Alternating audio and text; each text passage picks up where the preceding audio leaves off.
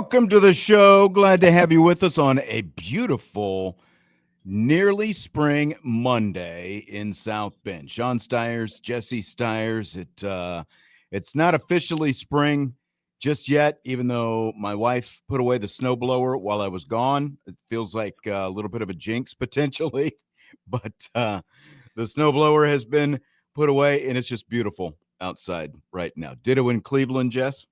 Yeah, very nice outside.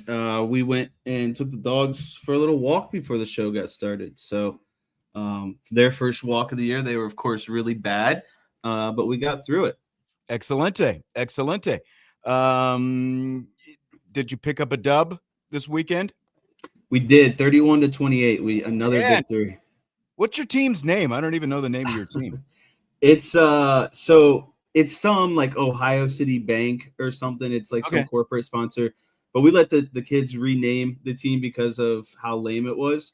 And they decided on Blood Rush. That's Blood Rush. What does that have to do with? I don't know. They wanted to be Blood Ball or something like that. And I was like, we can't be calling ourselves Blood Ball because that it probably means we're out to, get some blood, draw some blood. I didn't want that going around, and so then they modified it to Blood Rush. I was thinking maybe Gringos, since the team that you beat a couple weeks ago was the Grinders, Gringos and Grinders, something like that. But I don't think that one would go over well either. I don't know. So are you going to miss a game this week then? Yeah, miss this game. But then after that, our playoffs are coming up. So all right. Well, we will be looking forward to getting the news on exactly how that goes. March Madness is here in a lot of different ways.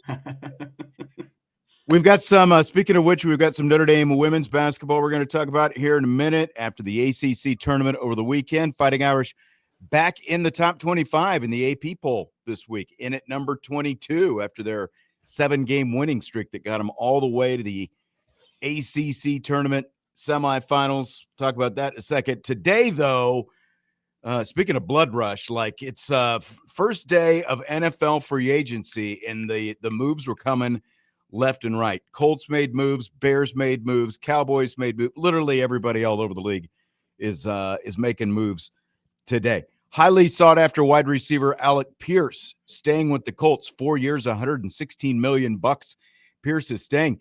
It felt like, as much as you kept hearing his name all over the place, that he was going to go jump someplace else. I was somewhat pleasantly surprised, I guess, that Pierce decided to stay in Indy. What did you think? Yeah, I heard that he kind of took a hometown discount. I think there were bigger offers out on the table. I thought, someone like the Patriots might end up with him after Stephon Diggs was released within the last week. But I'm in the same boat as you. Happy to see him stay in Indianapolis because he can only go so far in Indianapolis, and so it's better than him going to a division rival. It's better than him going to, heck, an NFC team in general. I was more concerned about Mike Evans going to the 49ers. It's like, oh gosh, another good player just goes to the 49ers. So that one made me a little bit upset. But does that really worry you though? Because can he stay healthy? Like, can he stay healthy enough to be a difference maker at this point in his career? He's been around forever now. Forever. Yeah, I think he's at least 32, 33 years old. Mm-hmm. Remember, he came out in that Johnny Manziel class, I believe, which is crazy to think about because Johnny Manziel's career was so short and Mike Evans was obviously, the opposite, very long, a guy who might end up in the Hall of Fame. I think he's got at least like 2, maybe 3 good seasons left in him. I think so. But again, if I'm the 49ers, as much as I need offensive help, like you obviously lost Debo last year. Bringing in Mike, if he's healthy, it's a great addition. But the question is, can he stay healthy? Because he's been hurt and he's past his prime at this point as well. I mean, good for him getting the money. The move not made is one that kind of surprises me. What do you think about Daniel Jones reportedly turning down 3 years and $100 million from the Colts? He's reportedly looking for $50 million a year. Daniel Jones, injured Colts quarterback. Danny Dimes, former New York Giants castoff, turned Minnesota Vikings castoff, turned Indiana Jones wants like 9 games. What would you say, like 12 games of good football with the Colts? Yeah. And now he wants $50 million a year. I think that's a little bit greedy. I would take that money and run if I were Daniel Jones. If I could trick someone to give me $33 million a year that with a resume that looked like Daniel Jones, man, sign me up for that. So I mean, I'm surprised they were even giving him $33 million per year. I thought that number would be closer to like 20, 25. But this is what happens when you reset the market that these quarterbacks do, because it gives, like, now these bottom tier quarterbacks are starting to kind of come up a little bit, and they're expecting some of that money. And I'd be remiss if I didn't say it about Pierce as well, because now what are guys like Jackson Smith and Jigba, Puka Nacua, George Pickens going to be looking for in a contract when Alec Pierce is almost getting $30 million a year, to be a, let's just call it what it is, a mid-tier wide receiver. He's not even in the upper echelon of wide receivers in the NFL. And that's the annoying part with the NFL, is we get so encapsulated with what guys potentially could be, but it's like, it's the NFL. If they haven't shown it to you yet, like, what makes you just think this $30 million per year production is just going to jump out of nowhere? So, and they all get overvalued because all these contracts are just based on, well, what did the last guy do? Right. And they all just keep going up and up and up. Another move for the Colts, over the weekend, they gave Blake Grupe, former Notre Dame kicker, a 1-year deal worth $1.4 million. He made all 11 field goals after he was brought in off the street with the Colts, and so good for him getting to stick around for a little bit longer. That's nice money for Blake Grupe. I mean, extending the life a little bit, former Notre Dame guy, getting a little bit of pocket change. That's good living, in my opinion. I think so too. Bears made some moves to beef up the defense. They signed Seattle Seahawks safety Kobe Bryant, 3 years, $40 million. They got linebacker Devin Bush from Cleveland, 3 years, $30 million, $21 million guaranteed to shore up their linebacker position. They also got Neville Gallimore, guy we're familiar with, former Dallas Cowboy, a guy who's bounced around. I think this will be his 4th team in 4 years now, signing up with the Bears. More a depth guy, veteran presence. I don't know that he's a big impact type guy. I'd call him a nice pro, not a difference maker. But Kobe Bryant, that's a pretty legit move for them to go out and get him away from the defending champs. Yeah, I like that one, and I also like the move of getting Devin Bush out of Cleveland, a really good linebacker. Mm-hmm. If for the radio people, your hat could be confused for a Bears hat right now. It has been confused for a Bears hat. I was actually wearing this during the football season, and it is a throwback Boston Red Sox hat. So it's a navy blue hat with a red B. And a guy saw me at the store, but looks blood orange almost. He goes, "Go Bears!" And I looked at him like, "What are you talking about? It's not an orange bee that is red." No, but in all seriousness, I think it really fortifies the Bears defense. It gives them some depth on the side of the ball that I think, they wasn't as good as their offense down the stretch. And most importantly, I think if you're within that division, if you're the Packers, the Lions, and the Vikings, I mean, I'm kind of starting to get worried about the Bears. They were kind of the whipping boy there for, 5, 6, 7, 8 years in that division, kind of towards the bottom. I really think that the tide has turned with Caleb, with Ben Johnson as head coach. I think you're only going to start to see them get better and better. I think this last season was kind of the tip of the iceberg for them in terms of kind of full steam ahead. I think the Bears are going to be really good in coming seasons. I think these additions on defense show how serious they are about being a really good team. Not resting on their laurels, I am curious what they're going to do at receiver after trading away DJ Moore last week. And I know that there was some apparently DJ Moore and Caleb Williams, one, didn't get along very well. And I'm sure that, some of the stuff that you saw on the field, like the last play of that playoff game, there was some talk about whether, did he give 100% and all that kind of stuff. And there was some of that during the year, but I mean, he was still a productive receiver. So they're going to have to go out and get somebody. That's a pretty good void to fill for them, I think. Mm-hmm. A couple Interesting running back moves also made today. 2 veteran running backs finding new homes. And I'm curious what this means for Jeremiah Love, because Super Bowl MVP Kenneth Walker signed by the Kansas City Chiefs, who have the number 9 pick, and Travis Etienne leaving the Jacksonville Jaguars to go to the New Orleans Saints. And both of these teams, and the Saints, of course, pick ahead of the Chiefs. And there's been talk, okay, like, could these be landing spots? Now, I mean, after the combine, there's talk about would Love even last that long to begin with, but they both go out and get veteran guys. Do you think that Jeremiah Love has any chance of playing for either of these teams next year? I think that these signings make those chances a lot smaller. I think these are very bold and definitive moves. And I think that coming out of the combine, these teams got a very good idea of, where certain people are probably going to go in the top 5, top 10 of the draft. And I just don't see them making this move if they thought Jeremiah Love was still going to be on the board, because it's not like Jeremiah Love is some project at running back. He's an NFL ready running back. And so you went out and got, the Super Bowl MVP. If you're the Chiefs, you got Travis Etienne, who is not as high profile, but the production is still there, and it works for the type of offense that Kellen Moore wants to run, a guy who can still catch the ball in the backfield. He's a really good runner as well. So I don't see them making those moves unless they, why would you get a high-level running back and take the running back with your top pick in the draft? It just doesn't make sense that you would do both of those things. So I think that this means Jeremiah Love is either going to be an Arizona Cardinal or a Tennessee Titan by the time it's all said and done. I think that both of these teams, knowing that they need help in the backfield, especially the Chiefs, but I think as much as they would both like to have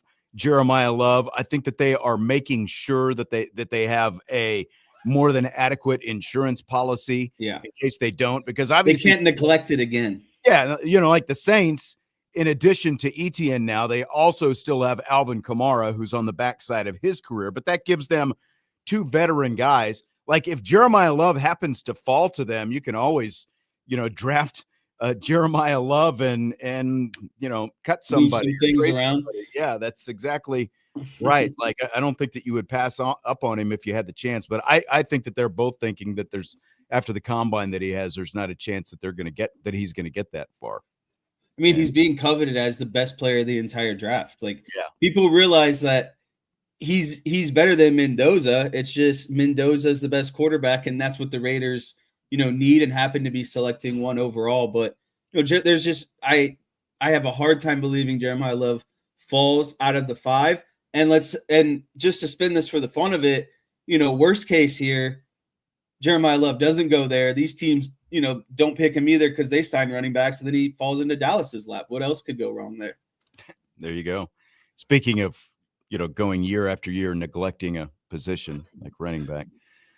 Antoine says Travis Etienne hurts Audric Estime more, who's with the Saints now. And I mean, unfortunately, where Estime is, I mean, he was not going to be seriously battling to start.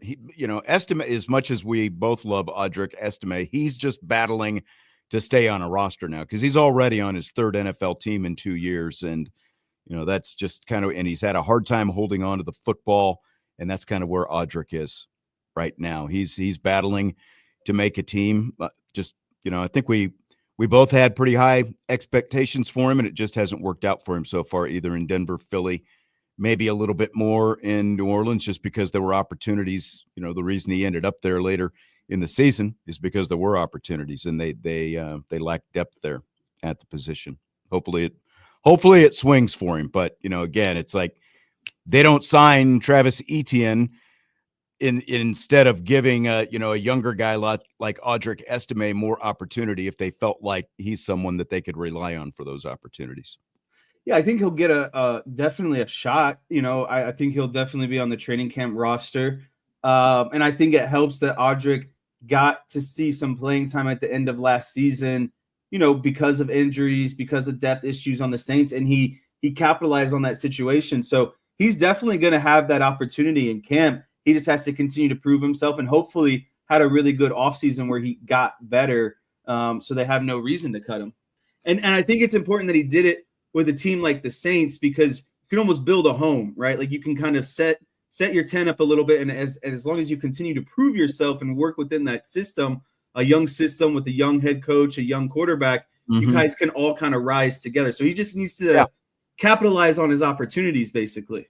Yep, I would agree with that for sure. And then probably the one of the bigger, in addition to Travis Kelce saying that he's going to re-sign with the Chiefs for year 14, that was kind of a big announcement, because was he going to test the waters and all that kind of stuff? But Kelsey's going to stay put with the Chiefs. Miami Dolphins. Miami Dolphins released Tua Tagovailoa, that in a move that is going to cost them an NFL record $99.2 million in dead money against the salary cap. And then so that just shows you how much they don't want the guy, that they're willing to eat that much in dead money, call it good this season. But they also went out and got Malik Willis too. So they took that dead money, and then they also signed even more money at the same position with Malik Willis, which is, and I get it because the Packers' new head coach came from Green Bay, so there's some sort of connection. But like, why, if you already have that much in dead money, why don't you just draft a quarterback? Like, Malik Willis isn't a Patrick Mahomes, a Josh Allen, even a Jalen Hurts. Like, he's not going to turn your team around in 2-3 seasons, and you're giving him a good amount of money on top of that dead space. Why not just have a rookie contract quarterback while you build everything else around it? I don't know. I'm going to go too deep into this, but it just seems like you're giving up Tua for Malik Willis, really? You've got a new head coach and a new, like Jeff Hafley, new head coach, came over from the Green Bay Packers. Malik Willis was with Green Bay, so you've got a better athlete back there. Whether or not he's going to be able to win more games, I strongly doubt. It feels like he's kind of a transition guy as they look to build their organization up. Bobby Hensley's going to be in the second hour. I doubt he'll have anything insightful to say, but I'll ask him anyway. He's a Dolphins fan, is my point. But Tua signed by the Falcons as well, which again is like, okay, you've got a veteran behind Penix, so you're getting rid of a dinosaur veteran in Cousins, and you're bringing in a little bit younger veteran quarterback who also has a history of concussions, by the way. So I think Penix's days are numbered, to be honest with you. I think Cousins and Tua have a better chance than what Penix does at the end of the day. I mean, those guys are the same thing. Injury prone, lefties, gunslingers, not consistent, with their arm. I don't know. I would hate to be in the NFL right now, because it seems like they're just passing around these mid-tier coaches and players and expecting things to magically be solved. So I don't know. It seems like a really stressful job because it doesn't go anywhere. I tell you what, let's go ahead and take our one and only break this hour. And then when we come back, we'll dive into some Notre Dame women's basketball. After their ACC tournament run, they got to the semifinals, came up just short against top-seeded Duke in the ACC tournament in the semis. Duke went on to win the ACC championship with an overtime win over Louisville yesterday. Again, the Fighting Irish in the top 25 this week. They just came out at number 22 in the AP poll today. So we'll take our break, come back, hit that, and then behind that, we've got some proposed college football rules changes that we'll try to get to as well, depending on how much time we have left in this hour. A little bit of NFL to start us off on the start of NFL Free Agency Frenzy Day with Jesse Stiers, Sean Stiers, Budweiser's Weekday Sports Beat with IrishBreakdown.com.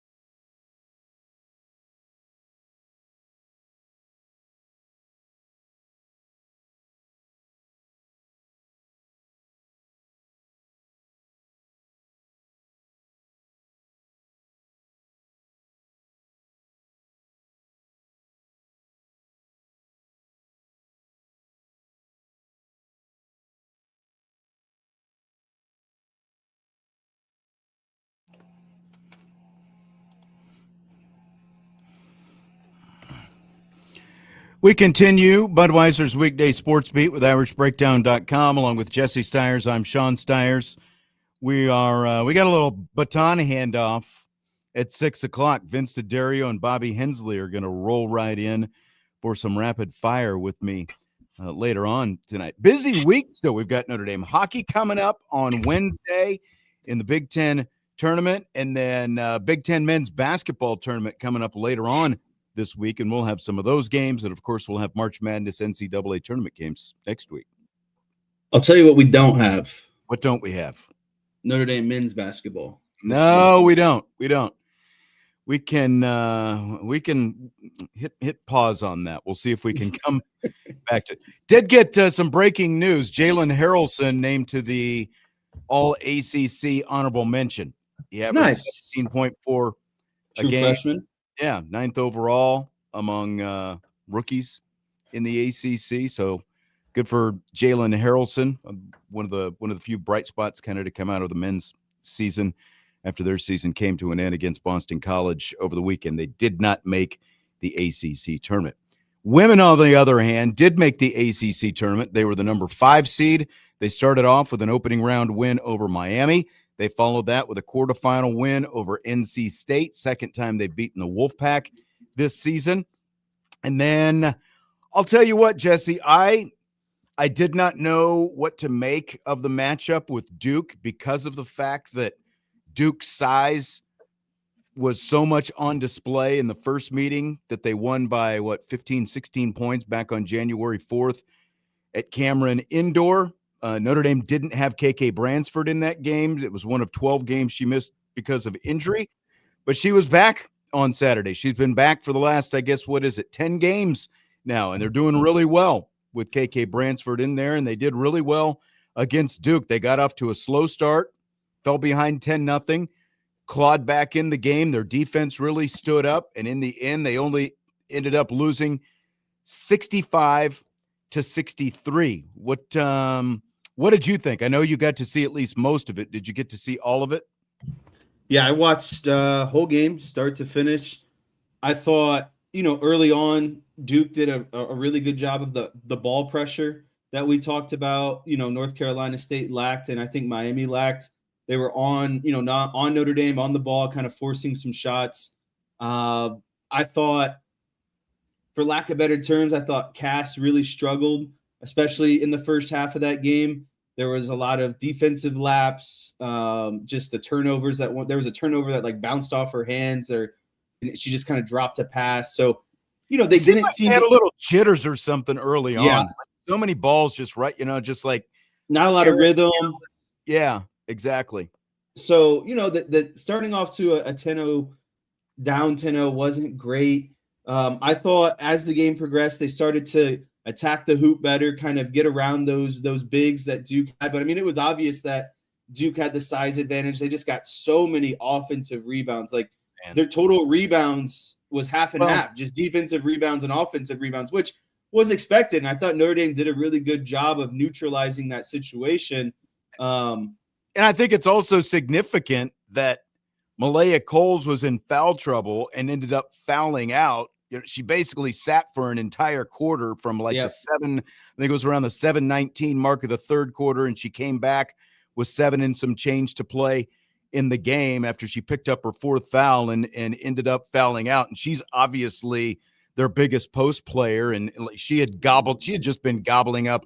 She had 19 rebounds in the first couple of games, and when she was able to be in the game, she was grabbing some big boards for him. But unfortunately, again, just so much size that Duke has, and I think that was part of the problem. And she picked up 4 fouls. And let's not even. I think it's worth mentioning. It went both ways, but that was one of the worst officiated games. Really bad. Oh, here, both ways, but just really bad. And it was in an important game, obviously, too. So it really magnifies it. You talking about the size and Michaela getting into foul trouble. I really liked the lineup of Sanchez and Bransford. I thought Notre Dame should have actually went to that a bit more often, just because Sanchez has the size, but she also has the athleticism, because those Duke forwards, they just had a ton of height, but they also had athleticism. They could finish around the hoop. And I think getting Sanchez and Bransford out there, both kind of more, I would say, athletic bodies, more kind of lateral movement that could keep up with those forwards. I liked when they went to that lineup. I thought that was really beneficial. Duke move a little bit more on the other end. Yeah, exactly. Things kind of became less stagnant. So, I thought they did actually a good job of defending Fournier. It's just they have size at the other two forward positions. And then I thought, Mayer, the guard? I thought she was the best player the whole game. Yeah, I mean, she's their point guard. She's 5'9". She is Duke's only player who is under 6 foot tall. Everyone else, they're 6 huge. foot or bigger. And whereas you look at Notre Dame, Hannah Hidalgo, 5'6", and then you've got Bransford and De Jesus both at like 5'8", and like obviously Coles is Notre Dame's biggest player, and Prosper 6'3" as well, and Sanchez. But like Notre Dame has 3 of them, whereas Duke they're just all over the place. They're just their length is just what stands out to me. Yeah, and they have it on the bench too. So they were rotating those players in the entire game, and it's like Notre Dame doesn't even have really that on their bench. And then their best, Michaela gets hurt. Their best big, or not hurt, sorry, gets in foul trouble, and it's just kind of a vicious cycle. But Notre Dame got through that. They made it a good game. I thought Hannah played well. I didn't think she played absolutely her best game ever. I thought actually Notre Dame's other guards, Vanessa De Jesus, and Ayanna Moore, I thought they did a really good job of hitting really big shots, especially De Jesus. She hit a lot of big threes in that game. I think kept Notre Dame in it, kept Duke from kind of going on those big runs. Notre Dame regained the lead late too. Like that, I think that escaped some people too. They took the lead, and then kind of Duke grabbed it, towards the end again. But I thought Notre Dame's guards played really well. I think Cass Prosper really struggled. Michaela getting in foul trouble really hurt. Yeah. Sorry, Malaya. But yeah, that's where the game really, really fell, in my opinion. And Duke's a really good team. The next day that game went to overtime. So it's like Notre Dame beat Louisville. They lost to Duke on one possession, and those teams meet in the championship and have to go to overtime to settle it. So I think it shows kind of where Notre Dame finished this season at.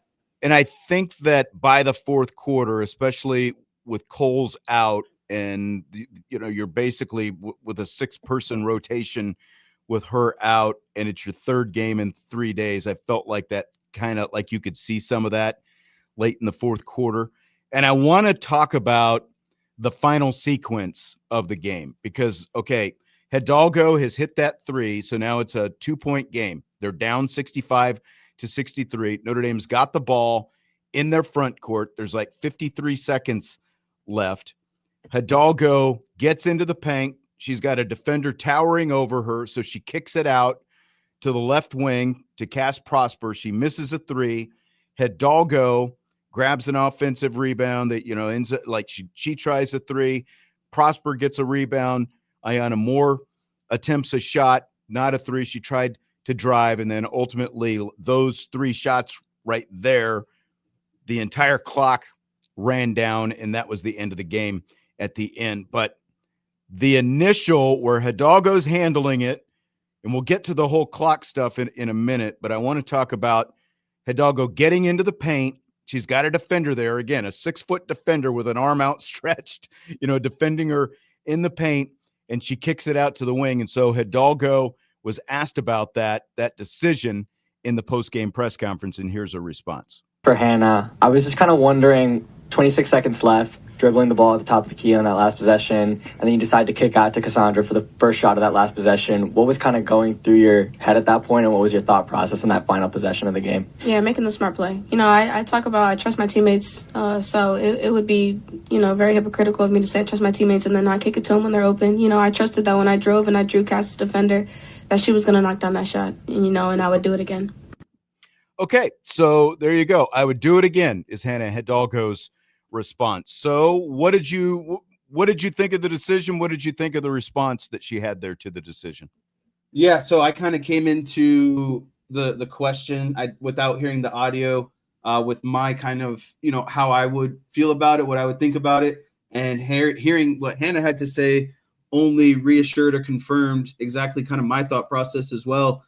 Sometimes players get criticized for, in the big moments, not taking the quote unquote shot, but sometimes the shot isn't a shot. And the right basketball play there was to kick the ball out to Prosper, because as soon as Hannah started driving down the lane, she got a double, and I guarantee the other help side defender was going to come and be a 3-on-1 going for a layup when she's 5'6", and you have these 3 6-foot giants down in the paint. So, she kicks it out. KK actually sets a screen as well on Cass's player, and so Cass has a wide open shot. KK takes the 2 defenders.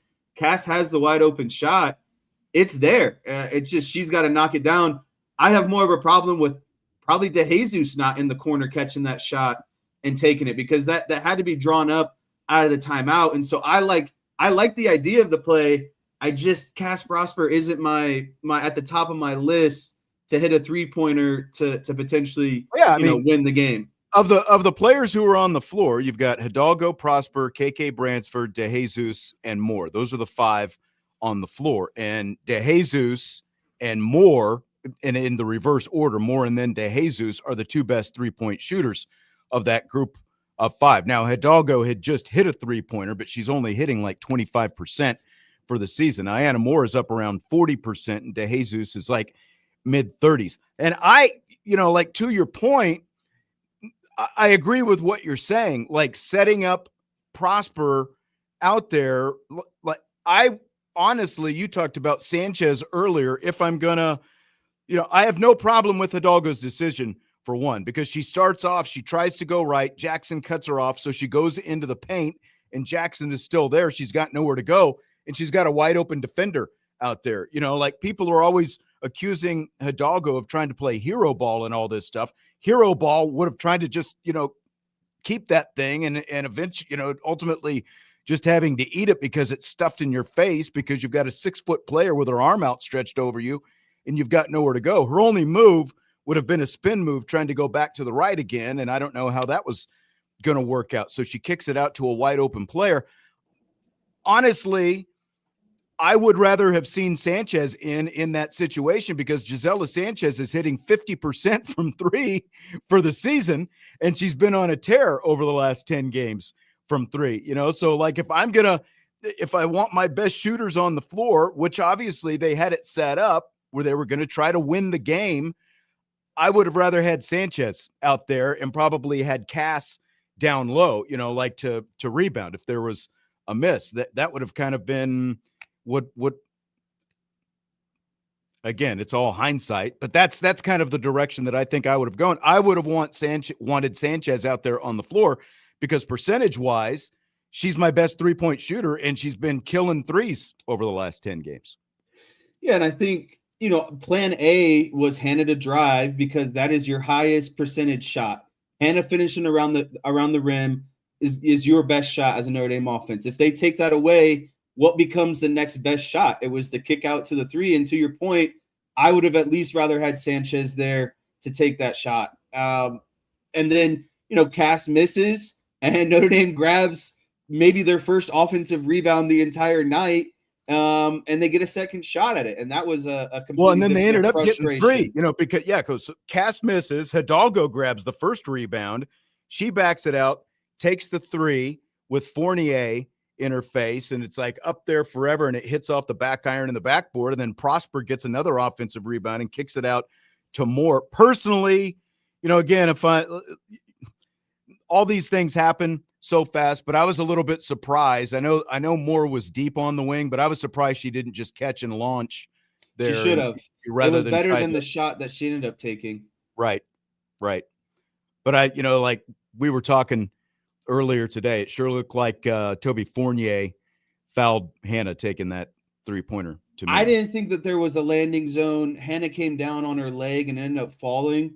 That's the whole part of the rule. You can't close out and not leave a landing spot. But, the chances of them calling it in that situation with the refs on that given day were very slim. But, it came down to a 1-possession basketball game, a really good basketball game at the end of the day. I think it kind of encapsulates, where Notre Dame has come probably since they went on that, 7-game streak, 9 out of their last 10, really since the last time that they played Duke, so like you book in starting with Duke, finishing with Duke, and just seeing the growth between now. They're at AP, top 25 team now. They're going to get a good seed. And if I'm anyone in the tournament, I wouldn't want to play this Notre Dame team. I think they still have a lot of momentum. They obviously have the best player in the ACC, one of the best players in all of the country.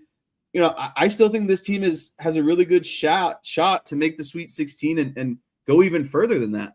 I do too. I think that, where they line up right now, they're projected as a 6th seed. And I think that probably makes sense. Like if you look at the net rankings, they're on that 6th seed line, and there's nothing wrong with that. I honestly would rather be the 6th seed than the 5 seed, because if you're the 5 seed, that means that first you have to play the 4 seed, but then you have to go through the 1 seed for a chance to, to get in the Final Four. If you get that far, I would rather be the 6 and have to go through the 2 and the 3 than the other way around as the 5. Oh, for sure, because I think we all know, in women's basketball, those 1 seeds can be very much separated from the rest of the field. Like no one wants to play an undefeated UConn right now. Like let's just or put it UCLA like or South Carolina. Like that's not no one wants to go through that. So yeah.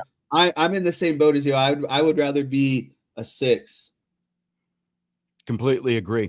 What about, I want to talk a little bit more strategy here, because again, there's after the fact, the armchair coaches and stuff like that came out. They were down. Notre Dame was down by 2 before, going into that final sequence with 53 seconds to go. And rather than go quickly and have a chance for a possible 2-for-1 possession situation, they decided to milk the clock down. What did you think of the decision to go like that? Yeah, I actually prefer that decision. I think, a lot of people get caught up in the 2-for-1, but what happens if you jack up a shot, it goes bad. Duke is a really good transition team. They have been moving in transition the entire game really well. They have size as well. So, it just takes one transition pass down low, and now Duke potentially is up by a guaranteed 2 baskets, and you're looking at maximum 1 possession left. So I don't mind it, because if you take it down and then you get that shot, well, now, Duke has their chance. But again, the 2-for-1 just leads for a potential of a too big of a gap too soon. I think Notre Dame potentially wanted to control that gap as much as possible. And again, a team that was really successful in transition all day, I don't think you want to give Duke a potential leak out, bucket, easy bucket there.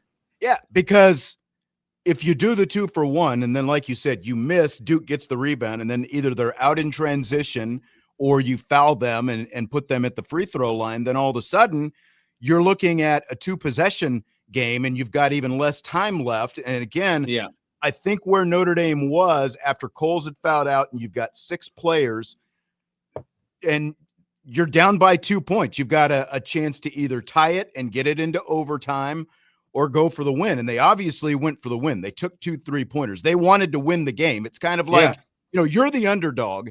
It's a little bit like you always hear, in football, if you're on the road, you go for the win. If you're at home, you go for the tie kind of thing. And Notre Dame being the underdog, they went for the win, essentially. They said, we're going to try to win it right here, because all the other stuff, again, now all of a sudden you're chasing points if Duke goes down and scores at the other end and you're in that 2-for-1 situation. And then if you're tied and potentially go to overtime, you just don't stack up well with Duke in overtime with your big fouled out. So I thought it was the perfect decision. And, I criticize a lot of NFL had 3 coaches. shots at it. They had 3 shots at it. They just unfortunately weren't able to hit any of the shots. The first one was wide open too. Yeah.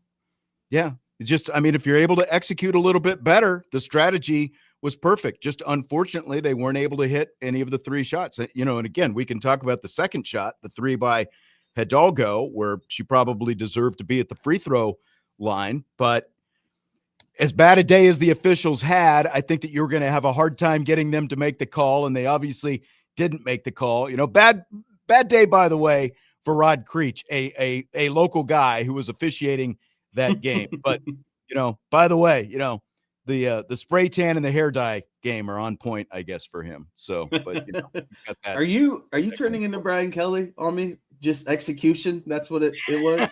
It's all execution. We just got to execute? Just got to execute.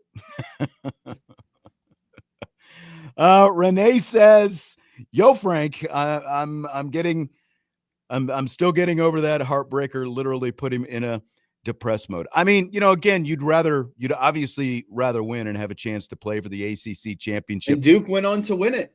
Duke goes on to win it. They needed overtime to do it the next day. I think that Notre Dame more than acquitted itself in that tournament, and they showed that they are a team that will have to be dealt with in March, quite honestly. I don't think that there are a lot of teams that want to see Notre Dame coming into their regional when the NCAA tournament starts here in a couple weeks.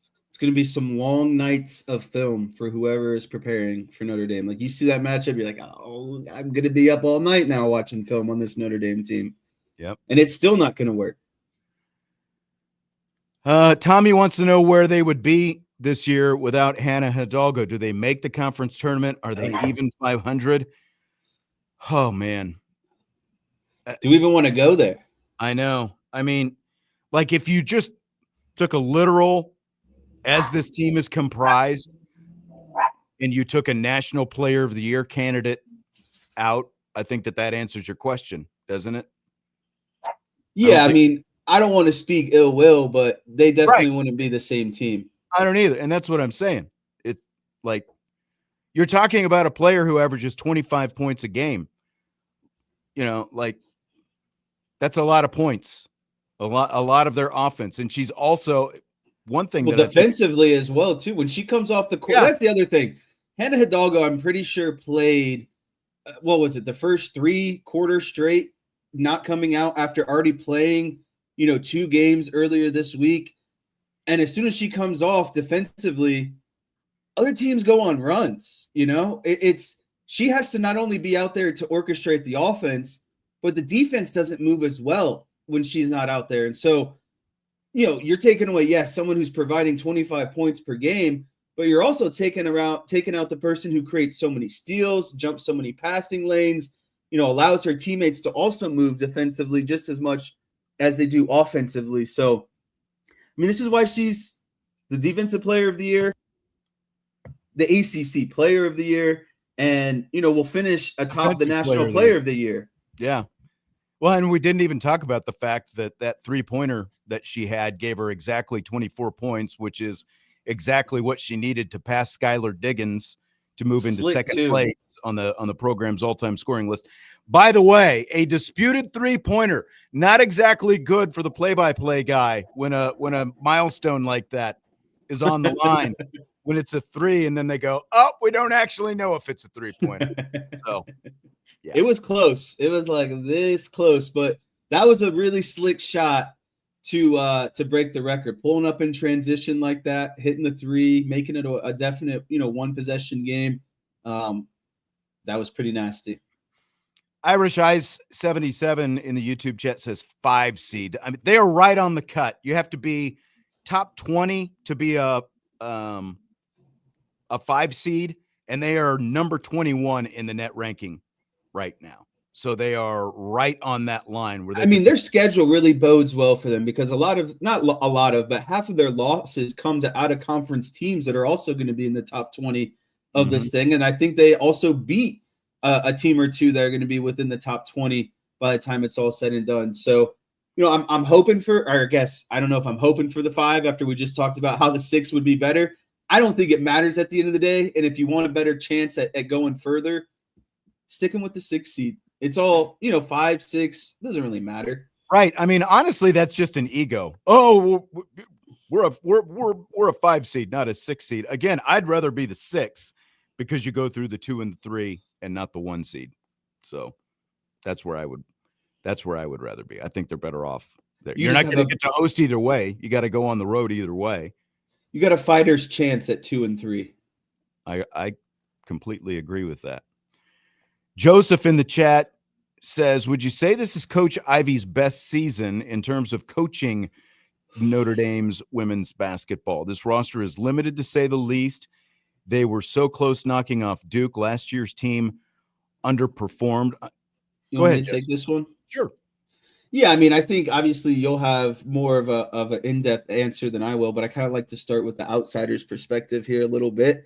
I would say yes, because of all the talent that kind of max exodus at the end of last season.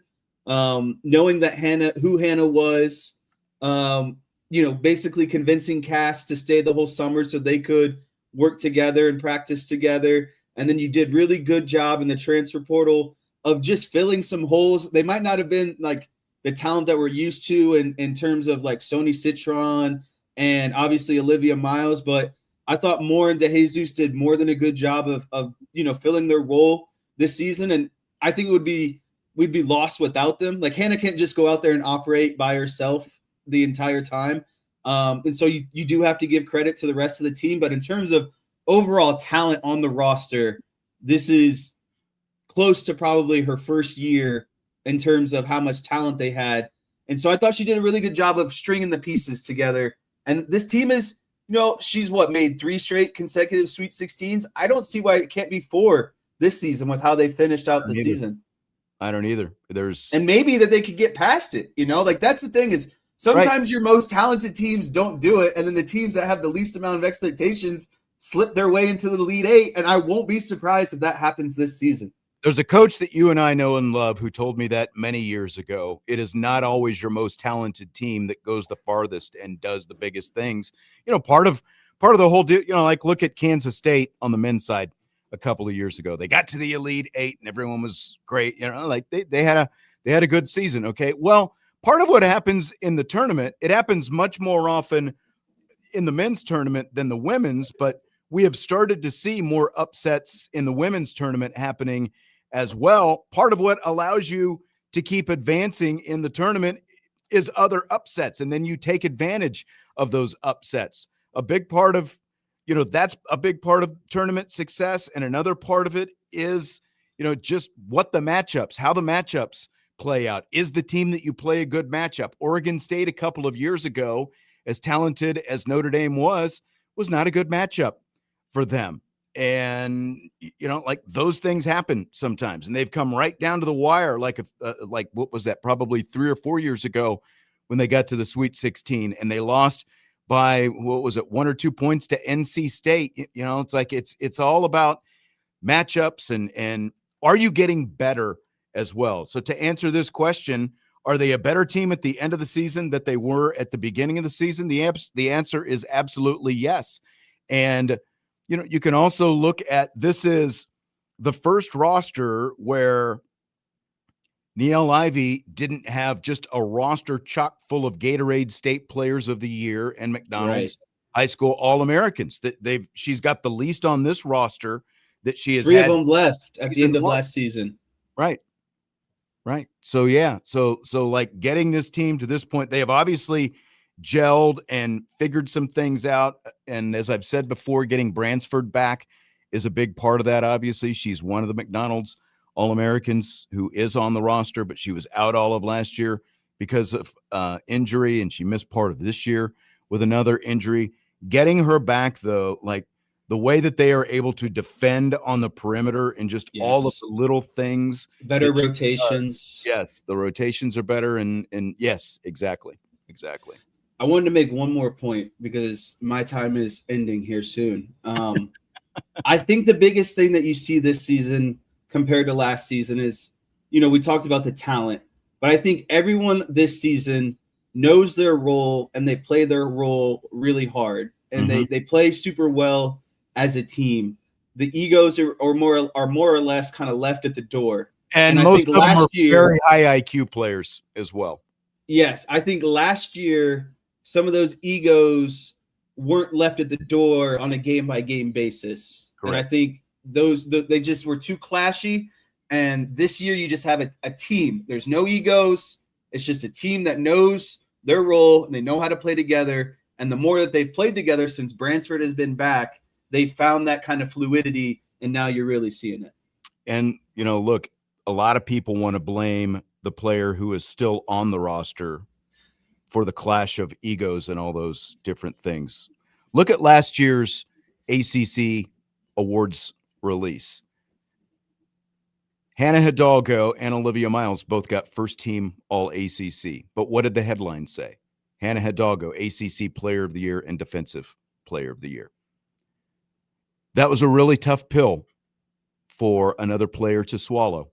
And so that player left, decided to stay in school rather than go to the WNBA, and is now playing someplace else. And a year later, she also got to have her own headline that she was a Conference Player of the Year.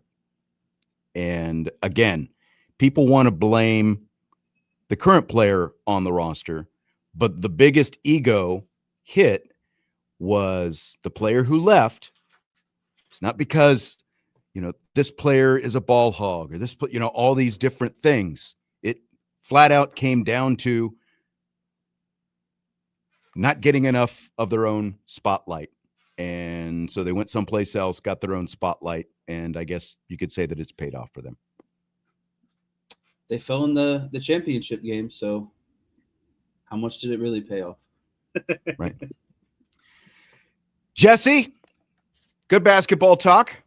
I'll talk to you tomorrow. Full show tomorrow. Good NFL talk, good basketball talk, and now I'm off to the Cavs game.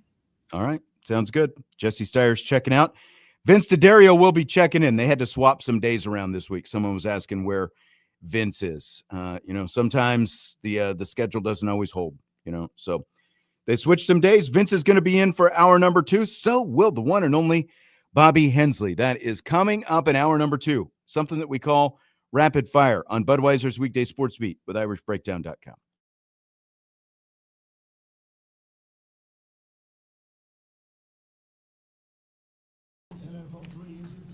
Here's what you need to know. How's it going?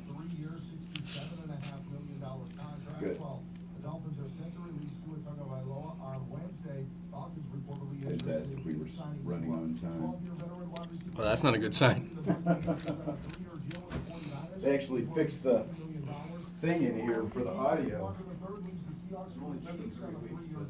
Wow. Somebody did something today.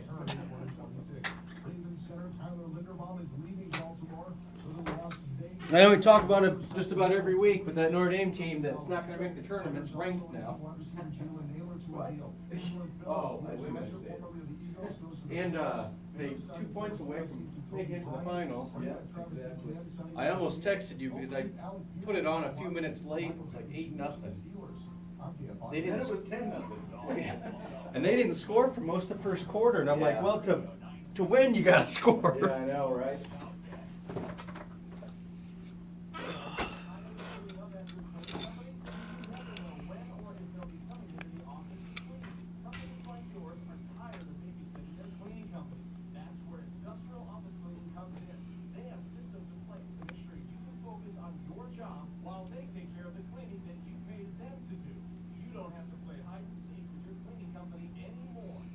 Industrial Office Cleaning. They guarantee to answer their client's call or email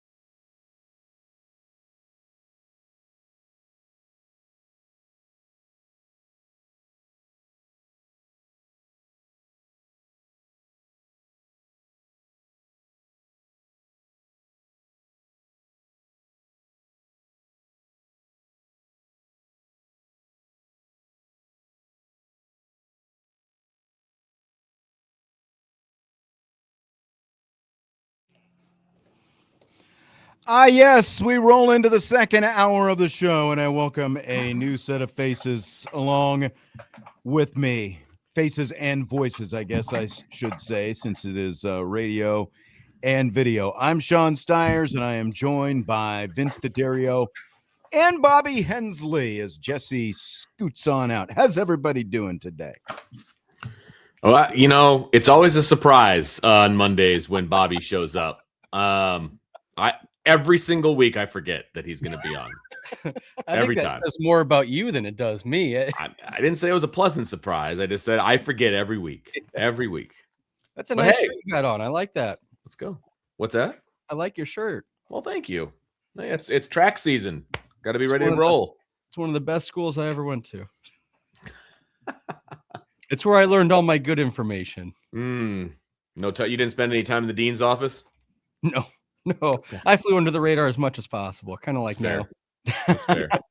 Yes, as long as you don't leave your mic open, you get to fly under the radar. I don't know what you guys were talking about, but it was an exciting moment over there in the chat. The YouTube chat lit up right away. Hot mic. Everyone was hoping something would get said. Nothing really bad did. Dang it. Well, Bobby, as the resident Miami Dolphins fan, we come into this. No Tua, Malik Willis. Oh boy, is your guy now. Like, where are you on all this? How are you feeling about right now? A change needed to be made. I don't know if Malik is the right move, but it's going to be Green Bay South in Miami now with their old assistant general manager taking over as the GM for the Dolphins, bringing in Malik Willis. There's a connection. Yeah, I think it's a good sign. You need a quarterback, and they need. Did you get one? I was looking at it this way, trying to be optimistic. I think he had a good time filling in Green Bay, and he got thrown out so early in his career that maybe he's mature, he's learned, he's going to be better than he was. He's evolving. I don't think he's reached his ceiling yet, maybe, and I think that his floor is still above where Tua was. I don't understand. Do the Dolphins really think that this is going to help them win more games? Because Tyreek Hill is also now gone. So you've got Tua and Tyreek Hill both gone. You're eating almost $100 million in dead money now against the salary cap for releasing Tua after the league year began. So it just feels like, okay, if you really didn't want him that much and your goal is to potentially get a better draft pick next year, just keep him around for one more year. So you're not paying two guys for basically the job that half a guy is going to end up doing. Cause I don't think that they're that much better off with Malik Willis, if at all. I guess, again, the positivity is it's something new. It's a little bit of a breath of fresh air. So at least you got something that maybe you can build on. It's a different style. You have a different coach. Maybe I could put on a flowery shirt and call it new. It doesn't mean it's the right choice. Well, for you, it might be. I've followed them. It's the same as my baseball team, the White Sox. I think all of us have been around teams where they know they're not winning. And it's Great frustrating analogy. with the ownership of both because every move you make, because they also traded Minka Fitzpatrick this morning as well to the Jets. So the dead money, whatever, are they going to win? No, that division is going to be tough in the future with the Bills still being good and the Patriots again getting better. So I think they just kind of are like, okay, so we're a low to mid-level team. We'll just play into that. We'll get a low to mid-level quarterback. And I guess your points about the money, maybe I still think that you had to get rid of them. All of the fans are just tired of that experiment with Tua going wrong. It's so wild how he went from being such a heralded prospect for the NFL to just dropping nothing. And I don't know if it was play calling because they kept making him throw screens and short little passes over the middle. And he was known for his deep ball coming into the league. So it's hard to have a left-handed quarterback as well. So that part of it's gone. Your list of excuses is long. It is very long. Bottom line is the team doesn't want to win. They've made that abundantly clear. Okay. Well, let me ask you this. So I think we can all agree. I mean, you just said low to mid-level. So like mid-level is the ceiling. Yeah. So you're looking at a pretty decent draft pick next year. The next year's quarterback class is really, really good.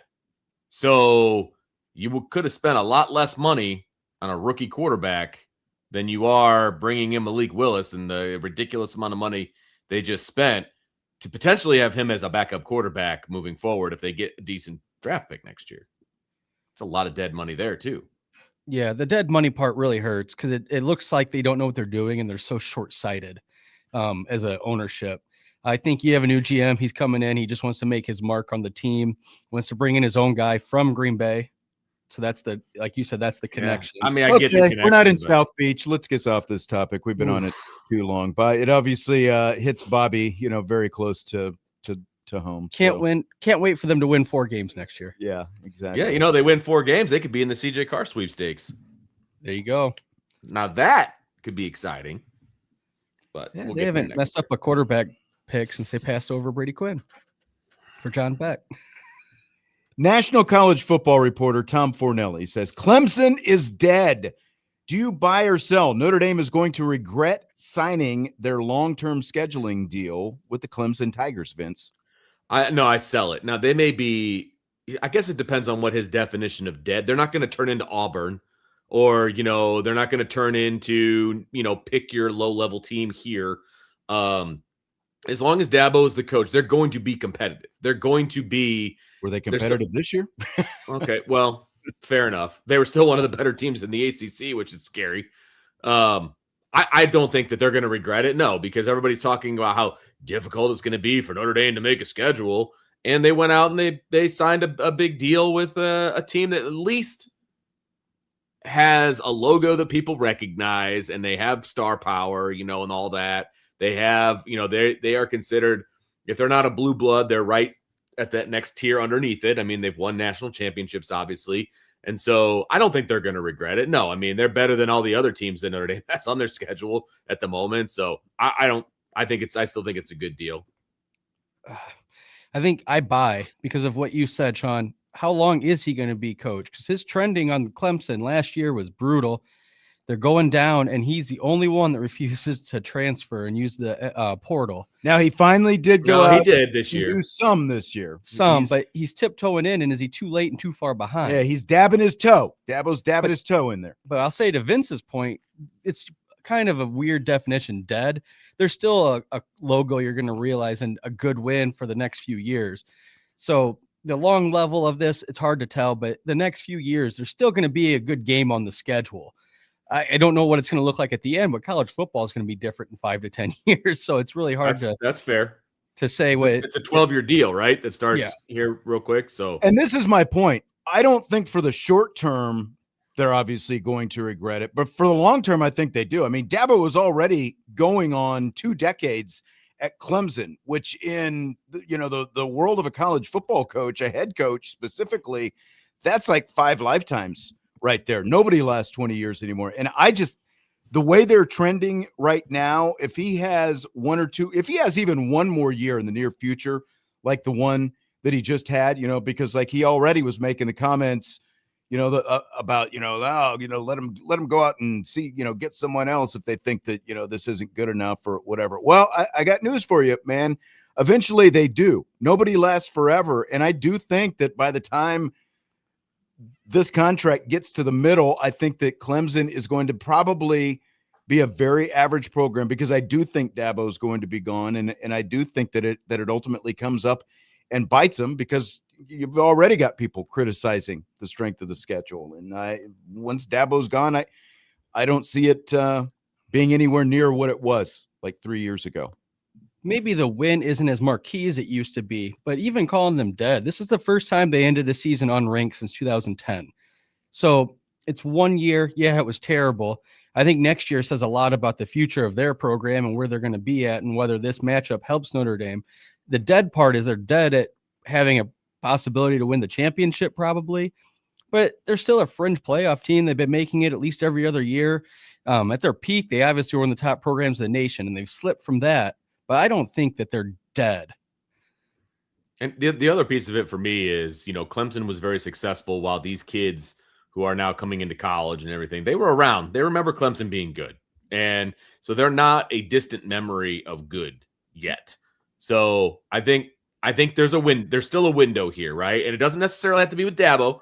They could get rid of Dabo and bring in a good coach that could resurrect, them into being a national powerhouse and all of those kinds of things, because they've got the facilities, they've got the ability in the conference that they're in to win it every year, So, I mean, there's still a lot of pieces in this puzzle that are together that can still take this team to where they are a perennial conversation piece when it comes to the national championship. Yeah, they were not an elite program prior to Dabo. They were not. I agree. So I guess that's part of my point is like, I agree.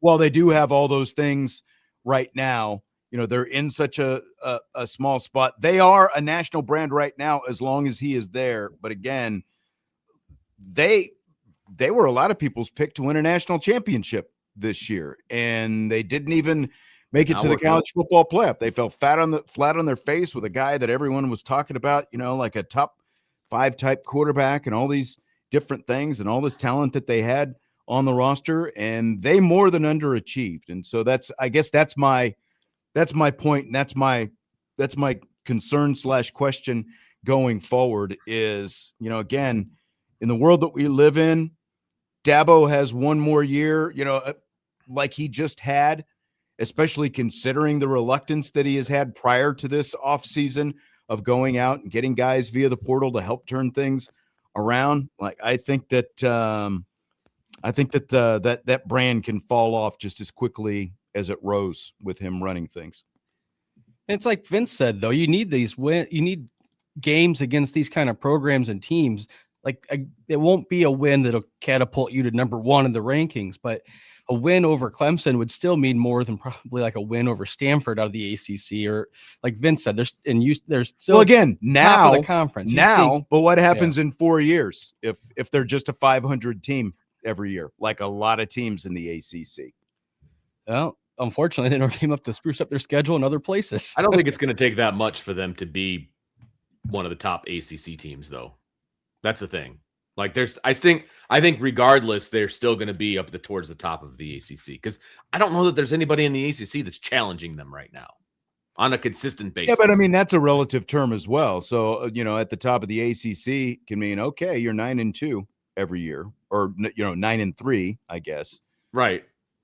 So, okay, it's better than playing Virginia every year. You're above average, so I guess that's better than average. But it still enhances Notre Dame's schedule, because they play I mean, to an extent, but it's not going to be like a marquee enhancement, right, which is what I think you were hoping for going into this. I agree. You are hoping for a marquee, and right now the games that Notre Dame has played against Clemson have all been really good games, right? And that goes back a little ways, and so that's what you're hoping for. Because like someone's bringing up, okay, so like Tom Leonard in the chat, I'm not exactly sure who this guy is, but he says luck may get Stanford going. But like, use Stanford as an example of just 7 years ago, where Stanford was as a program and what they have fallen back to, because pre-Jim Harbaugh and Shaw, they were obviously just a middling program in the Pac-12. Harbaugh brings them up, he moves on, goes to the NFL. Shaw takes over and actually takes them up a level for probably 4 or 5 years, and then the drop off was pretty steep when it all crashed in. And this was even prior to NIL and those kind of things coming along, where Stanford started to fall off. So that's just I have concerns about what exactly Clemson's going to be by the end of this contract, which is why I raised the question. So, but we all have different opinions on it, which is good. Yeah. Fill in the blank. It's blank that Notre Dame put up billboards promoting Hannah Hidalgo's National Player of the Year candidacy in cities where the ACC, SEC, Big 12, Big 10, and Big East championships were being played last week. It's about time. That's my fill in the blank. It's about time that Notre Dame got behind somebody that they're trying to push for a national award. It's been too long. They sat back and they didn't do anything when, the ACC was coming at them about Miami. They sat back. They didn't really do anything, in my opinion, to promote Jeremiah Love and his Heisman candidacy. They are not known for doing it. The last time they did anything to promote anybody, it felt like, was the 33 trucking campaign that they did, and that fell on its face because the season didn't go the way they wanted it to go. You know what I mean? So Mhm. I don't feel like they've done anything since then, to my knowledge. So it's about time they back somebody. Yeah, I fill in the blank. I think it's a Vince move. It seems kind of petty, but like definitely something that Vince would be in favor of. I kind of agree with it at the timing, because if you put that up preseason, everybody already knows the name Hannah Hidalgo, and you're like, yeah, we know who she is. Now at the end, it's reminding voters and showing what Notre Dame has to give. So the timing of it, to me, I think actually makes sense. Plus, you have all of the teams in those cities. It's not just like you put it in one market and then there's like one game, so two teams see it. So I kind of like that you're putting it where the tournaments are. That way everybody can see it. Oh, exactly. You're putting the billboards where the voters are. All the Yep. teams in the media who vote on these things are in those cities at these different tournaments, and they put up the billboards. So I thought it was a stroke of genius, and Yes. honestly, a pleasant, maybe to Vince's point, a little bit, a pleasant surprise that they did it, because she is still a dark horse candidate. And for the last couple of weeks, they've made kind of a push with social media and doing some different things. Like they rolled out Marcus Freeman. Was that last week prior to the ACC tournament, or maybe a little bit before that even? They've got Marcus Freeman talking about it, Hannah Hidalgo. It's like, hey, use your most high-profile guy on campus and have him talk about Hannah Hidalgo. He does sit front row and actually watch the basketball games right there when he's got a chance. So I think that it is, it was a great move. She is still a dark horse.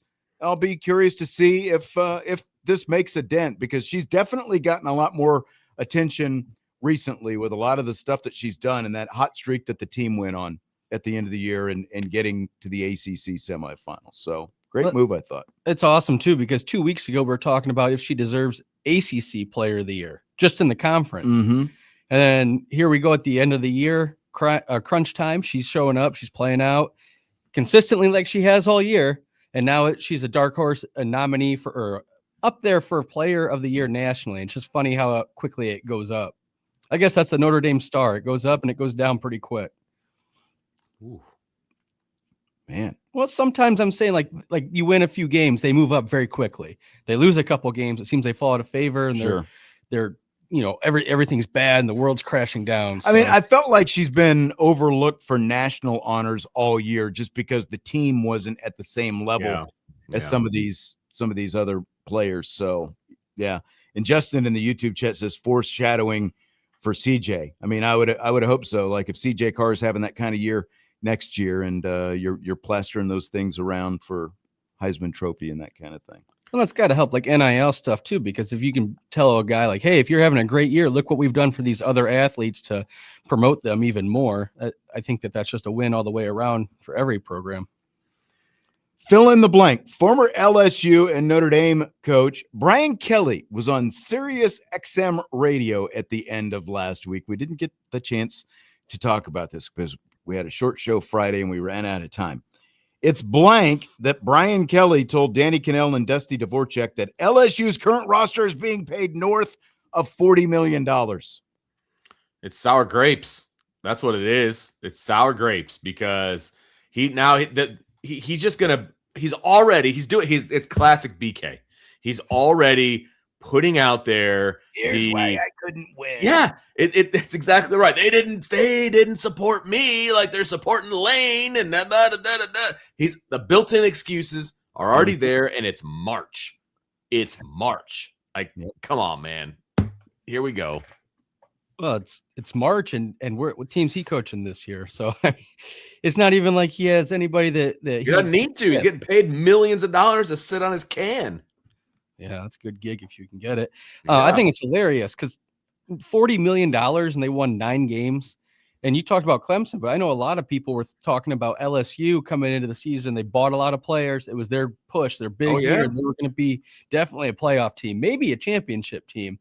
And then how fast it all fell apart, and then to get petty and start throwing numbers around. And I don't know. And you got to remember, you're still coaching kids. These are kids. Just leave it alone. I don't know why he's even talking. They're professional kids. It's just amazing to me. Out there. Like, I think this is the first interview I think Kelly has done since he was fired at LSU. It's true. And he waited and he came on, and what does he do? He he just starts doing BK stuff again. He just whines and complains about all the things that are cooked against him.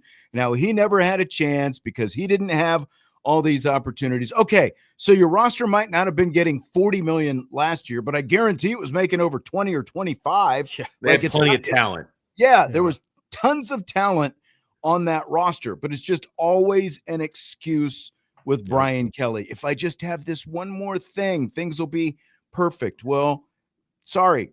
And like you said, he's sitting on his own stacks of cash right now, Vince. So like, what has he got to complain about? He's got houses all over the country that he doesn't even know what to do with. I mean, the built-in excuses. It was the same way this time, this time of year for him is where he begins the built-in excuses for the upcoming season, spring. It's, oh, well, I don't know. We got this, but I don't know if we got this, I mean, every single year, it was the same thing with him. Every single year. And sometimes we wouldn't get the excuses until fall camp, but most of the time it was in the spring.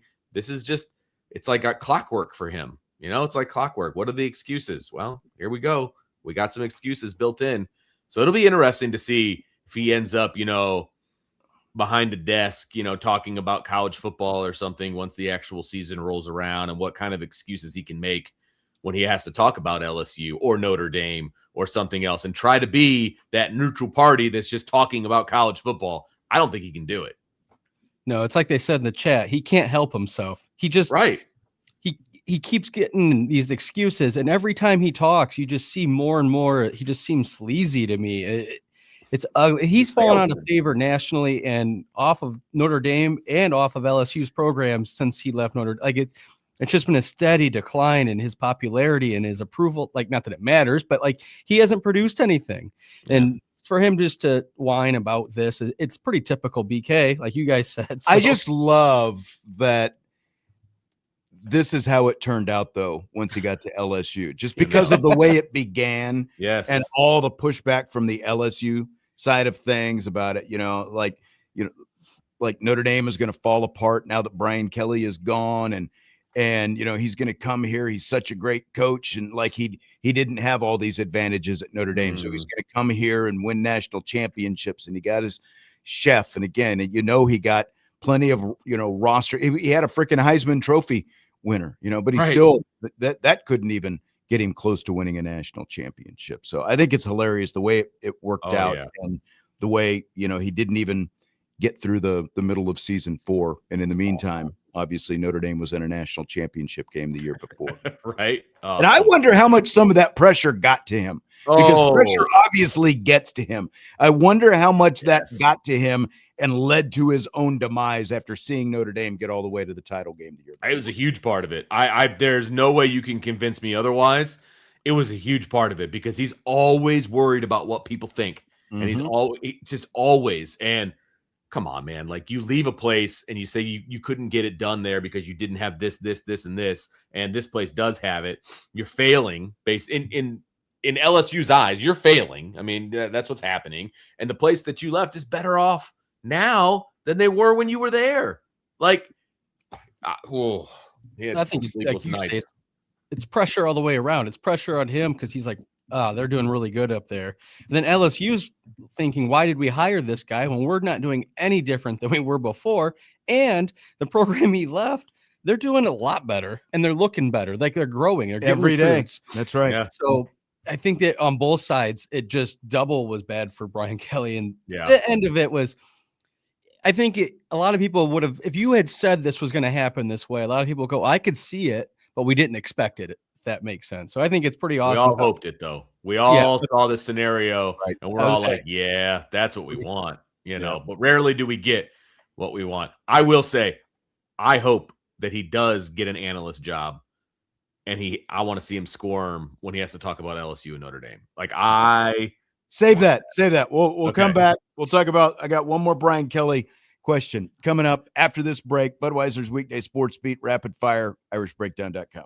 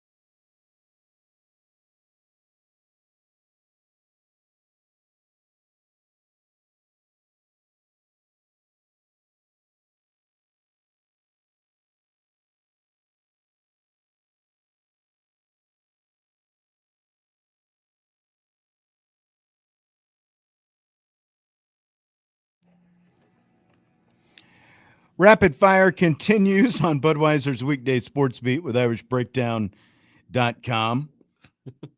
Our own Adam Schefter standing by. Vince, any late breaking trades that just came through the wire? No, not that I'm aware of. Okay. When the boss calls, you pick it up. Oh, gotcha. All Mm. right. Vince took a little call there during the break. It was our own BD. So BD. All right. yeah, All right. you know. Oh, I forgot you were on the show.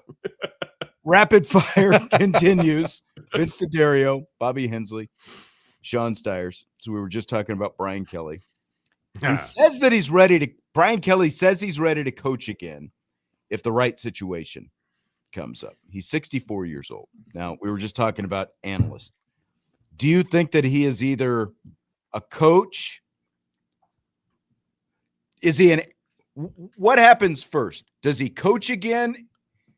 Does he get a job as an analyst? Does he do either, neither, both? Like where are you on this? What's the path that Brian Kelly's career takes, Bobby? Well, the interesting caveat you put in there was if it's the right situation. What's the right situation for him right now? If someone offers him a job at any level, I guarantee somebody's asked. You know what I mean? Like the tires. Yeah.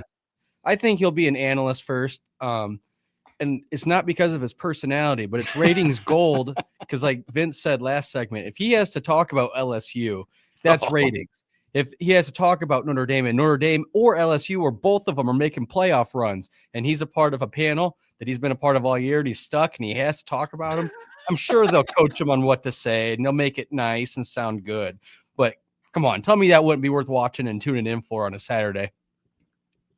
So at least he'll be an analyst for 1 year just because of the ratings. And then every year after, his appeal will go down and more the more he's visible. I think it's interesting that he took this interview.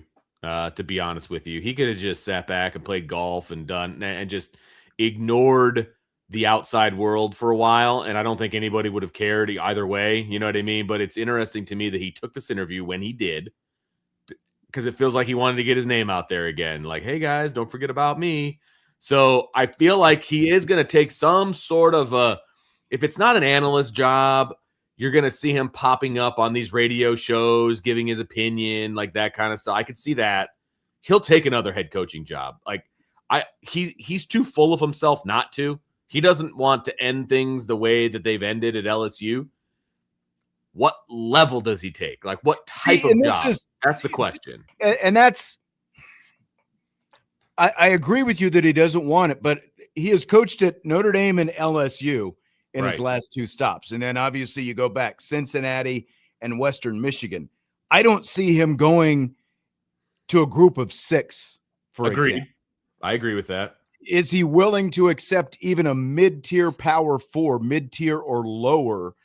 Yeah. Or does the ego drive him like where he would take something in that lower level saying, I can build this up. I can turn it into at least Cincinnati or whatever it happens to be. Like Tom in the chat is saying, what is the best type of school that would hire him? If you're Florida State and you ultimately get rid of Norvell after this year, is Brian Kelly the kind of guy that you would go after?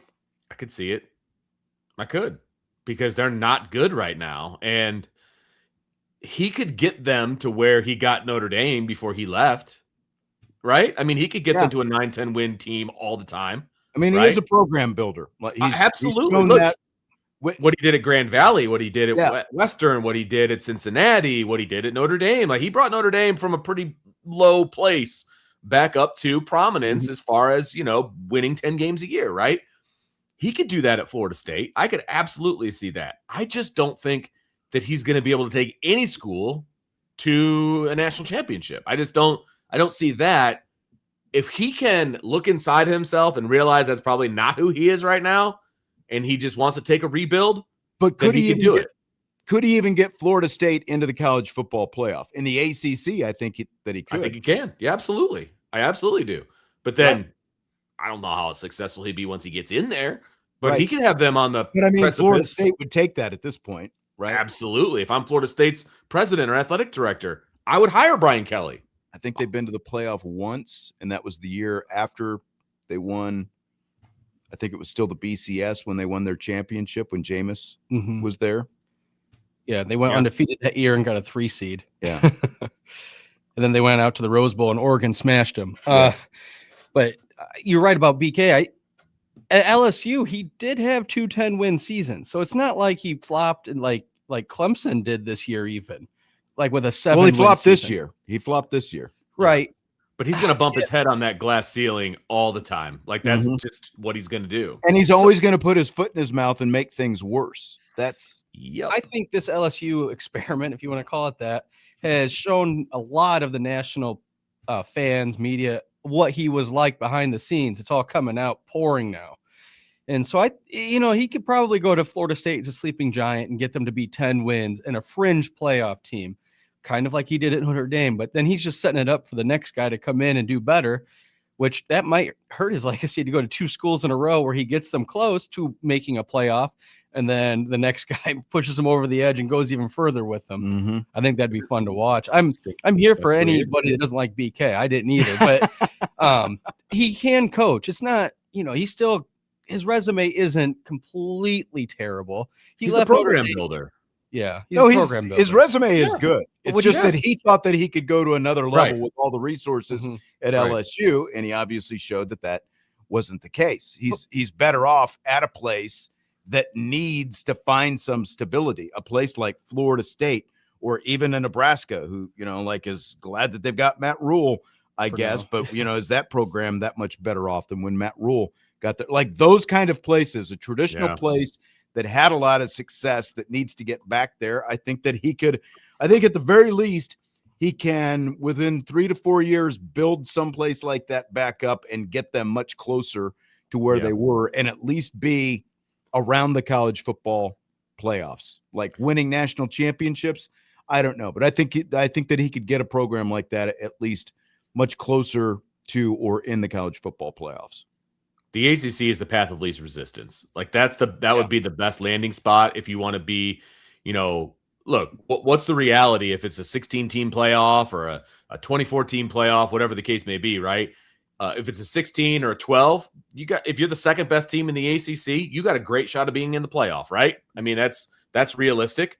And so if that's the goal, if the goal is to be the second best ACC team, continuously make it into the college football playoff, that's very doable. I've always said, even though the Big Ten is harder to make that case, right? You gotta be better in the Big Ten than you do in the ACC. I always thought like a Michigan State would be a perfect spot for Brian Kelly. He's got roots in Michigan, successful in Michigan. Yeah. Michigan State it has a history, right, of being good, but I don't think anybody realistically thinks Michigan State is going to be competing for national titles. But if you can consistently have them in the conversation, I mean, they might build a statue for him there. A place like that in the Midwest, that kind of a deal.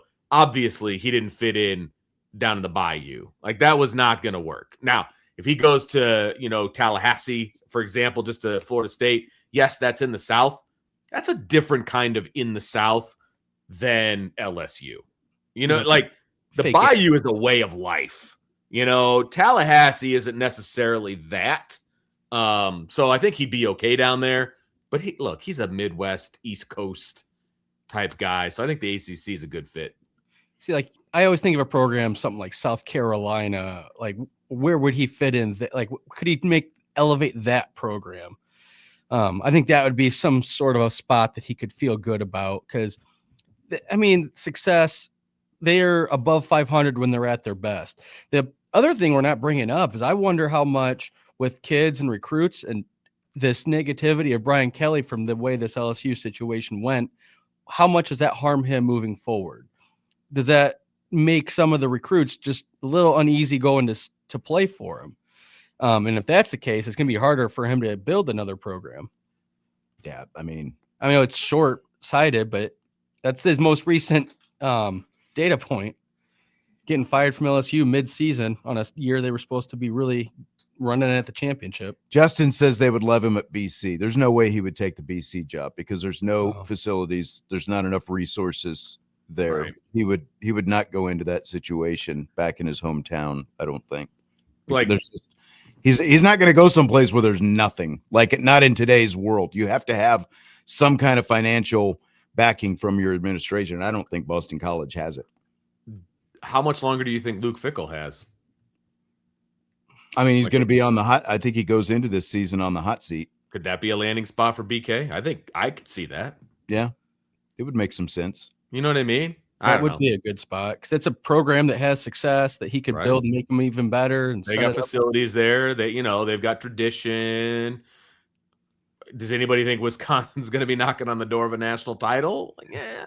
But if you could get them 10 wins a year, I mean, Whiskey would be very happy with that. Yeah, I would agree with that. Fill in the blank. The Lou Holtz, Mark May era of college football coverage on ESPN was blank. My childhood. Like, that's what I remember watching. I mean, even though it was really in the early 2000s, so it wasn't really my childhood. It was like my early adulthood. Yeah. Yeah, but that was still the time where, and I think you and I talked about this on the day that he passed, like that was the time where on your cell phone, I had the flip phone, which didn't have internet access or anything like that. So you're not getting scores. You're not able to watch highlights and things like that.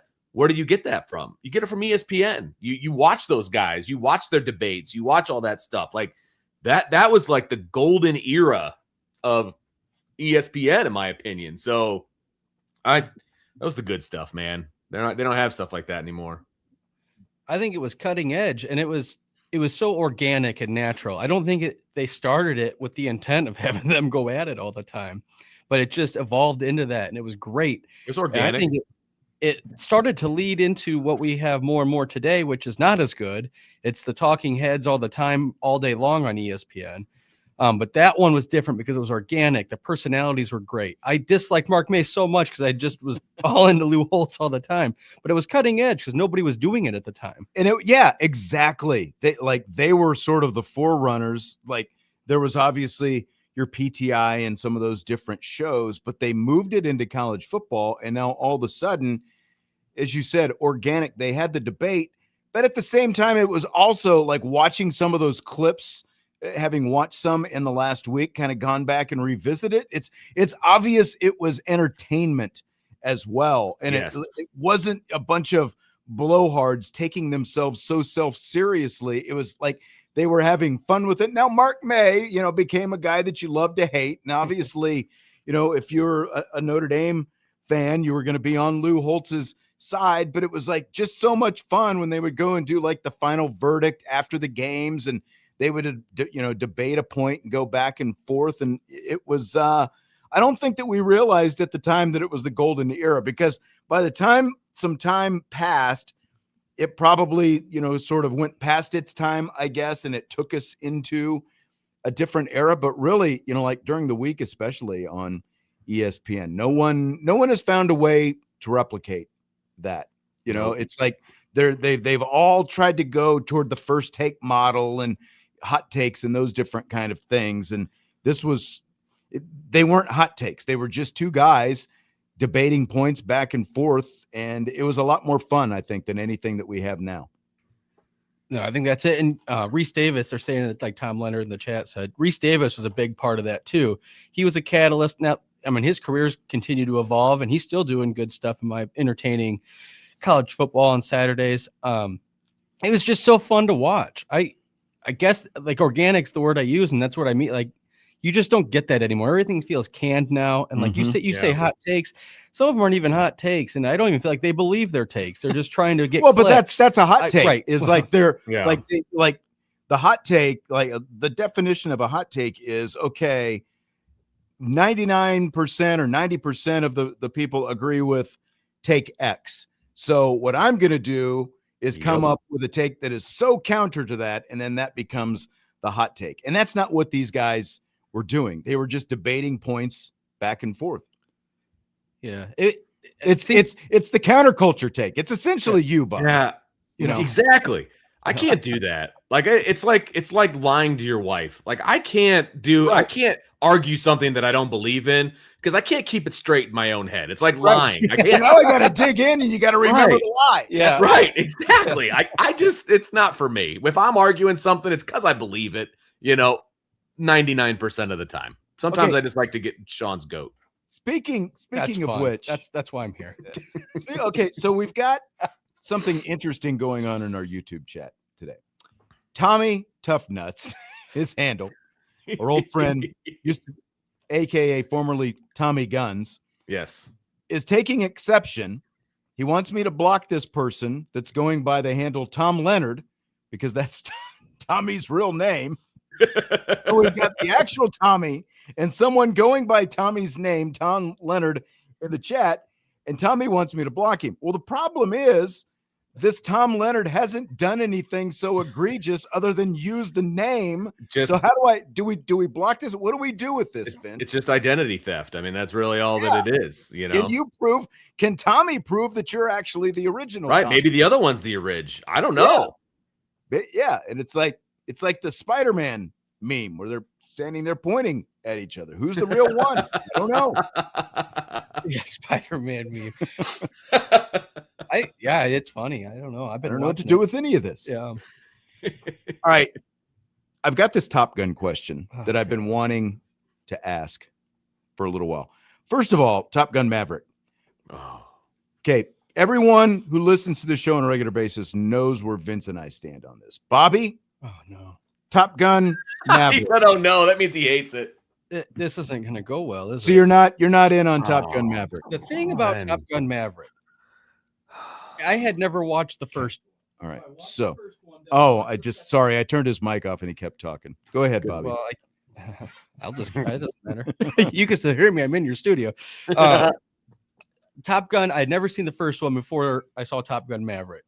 I couldn't believe how much I enjoyed the first one. And then I watched the second one. I still thought it was incredible. I thought it was a solid 8.5 out of 10. I enjoyed it. It was just a good movie. The first one held up too, though, by the way. It does. But the second one I thought I just enjoyed it. It was one of those movies I put on just feeling like, well, everybody's watching it. And I actually was like entertained the whole time. Not a lot of dead zone. So where's the whole, like, you seemed like you were going to go with your hot take counterculture take. Like, what's the issue that you've got here? I don't know. Usually when I like something, you hate it. So okay. I wasn't sure. Oh, so you just assumed it. So we all like it. We all like it. Okay. Well, that's good. Well, I want to ask one more quick thing before I think you've got a follow up. Which one is better, the original or the sequel? I say the original. The second one's it's not a big fall off, but I think the original is what set the whole franchise into motion. And it, like I said, the fact it's held up for 35, 40 years, that's what's incredible about it for me. I don't know if Maverick's going to hold up all this like the same way. Here's my question. How do you watch TV? Because I think that I have seen, like, I watch TV the way it's meant to be watched. I have cable. Your eyes? I have cable/satellite. Okay. And I put up the guide and I scroll through the guide and I see what's on. And if Top Gun Maverick is on, I will scroll up on it no matter, so like no matter when it is. And then I'll say, okay, I'm going to watch for 10 minutes. And then the next thing I know, watch the whole thing. There's Maverick and Rooster at the end going back to the carrier together, So I have seen parts of it probably at least 20 times now. Like that's where I am. Vince and I, we love this movie. So, like, do you watch it like that, or Vince? Like, do you get that same experience because you're more of a streaming guy? Like, where, like, has your experience with it been more limited because of that? My experience is different. I don't check the guide anymore. I really don't. Okay. And so what I'll do is I'll go on whatever streaming service or on my smart TV. A lot of times they'll just have a bunch of movie suggestions depending on what app it's connected to or whatever. Mm-hmm. And sometimes Top Gun Maverick will be on there. I'll be like, yep. Boink. So like if it's suggested to me, I generally hit it and I'll watch it. You know what I mean? So I'm not jumping in like it's live TV. Bobby, we're running out of time here. Bobby, how about you? No, I love it. It's a perfect Saturday afternoon movie. Like you say, I'm clicking through the guide, waiting. I find it and I'm like, I'll hit play for a little bit. And then there goes the next 2 hours. And it's, exactly. And I don't know how many times, because it's been on one of the premium channels for the last month and a half. So it's been on and on. And like my wife and I, did it the other night, where it's like, oh, Top Gun Maverick's on. Okay. So there goes an hour and a half. But like, I can safely say from the time that Maverick and Penny get on the sailboat at this point, because I've seen it so many times, it's like from there up until it's time for him to make the final test run, like I can pretty much skip that part at this point. Like that's the from there to there. Yeah, the test run is friggin' awesome. I love that part. They're like, they're all digging in, But you can go make a snack just before that. I'm going anyway. It's like, okay, Maverick is back. Classic Maverick breaking the rules. Set the clock at 2:15 and let's rip that sucker. Turn and burn. Let's go. All right. I just wanted to know. So, like I said, I like every time I scroll up, I'm just stuck on Maverick if it's on. I get it. So, yep. Not a bad watch. All right, Bobby, enjoyed you tonight. Probably more than usual. Vince, good to see you as always. I'll see you in a couple days. That's going to do it for tonight. Budweiser's Weekday Sports Beat with IrishBreakdown.com.